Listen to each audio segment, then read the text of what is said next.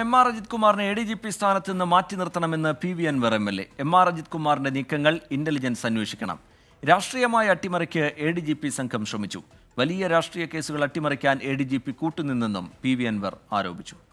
ഇപ്പോൾ എന്റെ ബോധ്യങ്ങള് അദ്ദേഹത്തെ മാറ്റി നിർത്തിയാൽ മാത്രം പോരാ, അദ്ദേഹത്തിന്റെ ഇനി അങ്ങോട്ടുള്ള നീക്കങ്ങൾ കൃത്യമായി ഇന്റലിജൻസിലെ ഉത്തരവാദിത്തപ്പെട്ട ഉദ്യോഗസ്ഥന്മാർ രാഷ്ട്രീയമായ അട്ടിമറികൾക്ക് കൂടി ഇവർ കൂട്ടുനിന്നിട്ടുണ്ട്.